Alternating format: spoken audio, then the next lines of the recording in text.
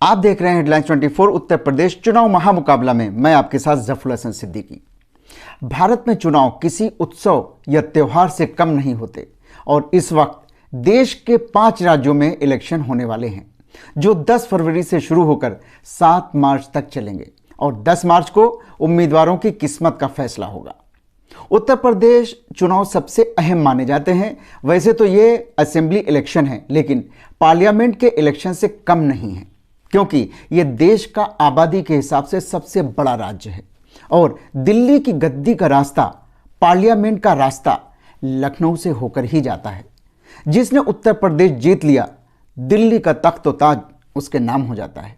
इसलिए हर पार्टी, हर नेता, हर उम्मीदवार, हर कार्यकर्ता दिन रात एक करके मेहनत में लगा हुआ है। इस वक्त यूपी में कड़ाके की ठंड पड़ रही है। कहीं ओले पड़ रहे हैं तो कहीं बारिश तो कहीं कोहरा है। हाथ को हाथ नहीं दिख रहा है लेकिन नेताओं को अपनी कुर्सी जरूर दिख रही है क्योंकि किसी को सरकार गंवाने का डर है तो किसी को सरकार बनानी है तो किसी को सरकार बचानी है। लखनऊ में हाड़ कपा देने वाली कड़ाके की ठंड और बारिश के बीच रात के वक्त जब मौका मिला अपने क्षेत्र से वापस आकर लखनऊ मध्य से कांग्रेस उम्मीदवार सदफ जाफर ने हेडलाइंस 24 से बात की। आइए देखते हैं। आपका स्वागत है। Thank you so much. Priyanka Gandhi ने आप पर भरोसा किया और आपको टिकट दिया। आप मध्य से लड़ रहे हैं, ठीक है, तो आपका जो मुकाबला है वो बीजेपी के नेता और समाजवादी नेता दोनों से है। आपकी तैयारी? मेरी तैयारी देखिए, ये सदफ जाफर का चुनाव नहीं है। ये चुनाव जनता और जुल्म के बीच का है। ये चुनाव है जनता और उस कंप्लीट बेख्याली का जो सरकारों ने पिछले दोनों, एक पूर्व मंत्री है मेरे सामने, एक मंत्री है। अभी तो मैं यही कहूँगी क्योंकि अभी अब पार्षद साहब आए हैं, एक वो अपना मोहल्ला नहीं संभाल पा रहे हैं, लेकिन ब्रिजेश पाठक थे यहाँ पर जी ना। रविदास जी अपने कार्यकाल में काम कर पाए, वो उनको सिर्फ चुनाव में देखा गया, उसके अलावा वो नहीं दिखाई दिया। कूड़े जहाँ पे पड़े हुए थे वो आज भी वही हैं। ये लखनऊ जो है वो पूरे उत्तर प्रदेश का दिल है और लखनऊ सेंट्रल लखनऊ का दिल है और यहाँ पे सबसे बड़ा मुद्दा है पीने का पानी। अगर हम पीने का पानी नहीं मुहैया करा पाए हैं तो आप सोचिए कि इन पूर्व मंत्री और जो मौजूदा मंत्री अपनी सीट छोड़ के जो भागे हैं उनको क्या प्रदेश की जनता दोबारा मौका देगी या माफ़ करेगी? इतनी ही बुरी हालत थी। यही वजह है कि आज इन्होंने एक ऐसे आदमी, एक पार्षद को टिकट दिया है जिसके मोहल्ले से भी मैं होके आ रही हूँ। मेरे मोबाइल में वो तमाम तस्वीरें हैं कि किस तरह से नालियाँ उबल रही हैं, कूड़ा पड़ा हुआ है, पीने के पानी के नाम पे टंकियाँ लगा रखी हैं। भाजपा कार्यालय जाके देखिए कि क्या 5 स्टार होटल बना हुआ है, लेकिन उसी प्रदेश की जनता पीने के साफ पानी के लिए तरस रही है। आप एक आरओ प्लांट नहीं लगा सकते थे? अच्छा, मुद्दे और भी हैं? बेहद और मुद्दा है ही क्या? मुद्दा क्या मुद्दे? मेरे मुद्दे तो यही है। मैं एक माँ रही हूँ, एक टीचर रही हूँ, तो मेरे मुद्दे तो वही है जो प्रदेश की और देश की जनता के हैं, जो यहाँ की कॉन्स्टिट्यूएंसी के जनता के हैं। मुझे भी पीने का साफ पानी चाहिए। जी बिल्कुल। अच्छा, प्रियंका गांधी ने एक स्लोगन जो दिया है, लड़की हूँ लड़ सकती है, तो आपको क्या लगता है कि लड़की आज इतनी सक्षम हो गई है कि वो लड़ सकती है? लड़कियाँ हमेशा से सक्षम थी। लड़कियाँ कब सक्षम नहीं थी? सीता ने अकेले वनवास काटा, जब उनको त्याग दिया गया तो आखिर उन्होंने वनवास काटा। जनाब फातिमा है, हजरत मरियम है जिन्होंने अस्तबल में एक बच्चे को जन्म दिया। हर माइथोलॉजी में, हिस्ट्री में, ये जहाँ मैं खड़ी हूँ ये बेगम हजरत महल की भूमि है। जिस राज्य से मैं आती हूँ ये झांसी की रानी की भूमि है। तो औरत कब सक्षम नहीं थी? उसको दबाया जाता है, कुचला जाता है, खास तौर से जब पितृसत्तात्मक जो है वो सत्ता आती है। लेकिन वो क्या आप देख रही हैं ना कि वो क्या है कि जो रात में लड़कियां जला दी जाती हैं।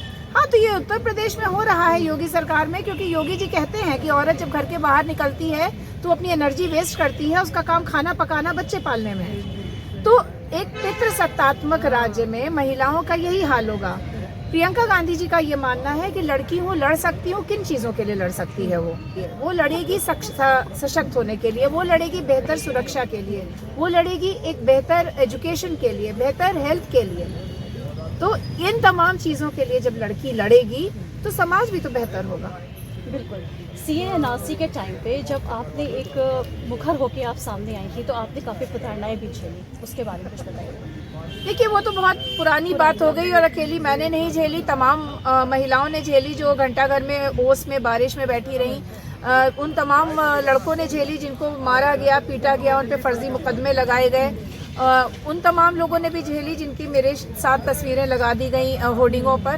तो अब पुराने जख्मों में उंगली डाल के अपने लिए सिंपैथी लेने का वक्त नहीं है। अब तो वक्त है जवाब देने का। अब वक्त है कि एक सशक्त सरकार का निर्माण करने का जो लोगों के जुल्म का जवाब दे सके, जो और लोकतंत्र में और कोई तरीका नहीं होता है ठोक ठाई ठाई नहीं होता है बदला तो लेना। क्या आपको लगता है कि कांग्रेस इतनी ताकतवर हो गई है कि वो बीजेपी और समाजवादी पार्टी को टक्कर दे पाएगी इस बार? इस बार मैं इतना कह सकती हूँ और पूरे कॉन्फिडेंस से कह सकती हूँ कि आने वाली सरकार का निर्माण कांग्रेस के बगैर नहीं हो पाएगा। अगर गठन होगा तो उसमें कांग्रेस की बराबर की भागीदारी होगी। ये बात प्रियंका गांधी ने भी बोली है। प्रियंका जी ने भी कही है। देखिए इस बार महिलाएं बहुत सशक्त होकर आई हैं प्रियंका जी के नेतृत्व में। इस बार कांग्रेस का एकदम एक तरह से कहा जाए पुनर्निर्माण हुआ है और जिस तरह से हमने ज़मीन पे लड़ाई लड़ी है जनता के बीच जाके, चाहे वो बेरोजगारों की हो, चाहे उर्दू टीचर्स की शिक्षा भर्ती की हो, चाहे वो हमारे 69,000 जो हमारे स्टूडेंट्स इको गार्डन में बैठे हुए हैं उनकी हो, चाहे CNRC की। लड़ा कौन? कुछ लोग तो सिर्फ चौराहों पे निकल के जवानी कुर्बान करके कमरों में चले गए, लेकिन लड़ा तो सिर्फ कांग्रेस का कार्यकर्ता। जो मुकदमे हम पर हुए, जो लाठियां हमने खाई, जो जेलें हमने भरी, हमारे कितने कार्यकर्ता हैं। उनकी एक ही शिकायत रहती है ना कि आगे बढ़ने नहीं दिया जा रहा। नहीं, अरे मैं बड़ी हूँ कि नहीं हूँ? मेरे परिवार में कोई बहुत बड़ा नेता नहीं रहा है। दूसरों को देखिए, जो काम करता है वो आगे बढ़ता है। बहुत सारे कार्यकर्ता हैं जो आगे बढ़े हैं। कुछ कार्यकर्ता हैं उनको वक्त का इंतजार करना पड़ेगा। एक जॉन मिल्टन की कविता है कि they also serve who wait for their turn. तो अगर आप अपने वक्त, अपनी समय का इंतजार करें, वक्त से पहले कुछ नहीं मिलता है। तो ऐसा है कि आप पूरी निष्ठा के साथ, पूरी ईमानदारी के साथ जब पार्टी में काम करते हैं तो आज नहीं तो कल पार्टी आपको आइडेंटिफाई भी करती है, आपको मौका भी देती है। हर चीज़ इलेक्शन लड़ना नहीं होता है, संगठन में काम करना भी होता है। हर आदमी के अलग अलग रोल होते हैं। हम अगर अपने संगठन को अच्छी तरह से मजबूत कर रहे हैं तो भी हम पार्टी के लिए काम कर रहे हैं। तो सिर्फ इलेक्टोरल पॉलिटिक्स से सिर्फ पॉलिटिक्स नहीं होती है, ऐसा मेरा भी मानना है। और गांधी जी ने कभी चुनाव नहीं लड़ा है ना, तो ये बात है कि आप हमेशा चुनाव लड़ने के बारे में ना सोचते हुए आपको ये सोचना चाहिए कि संगठन को कैसे मजबूत करें। वरना आज़ादी के बाद गांधी जी जरूर कोई ना कोई पोजीशन लेते हैं। हेडलाइंस 24 से बात करने के लिए शुक्रिया।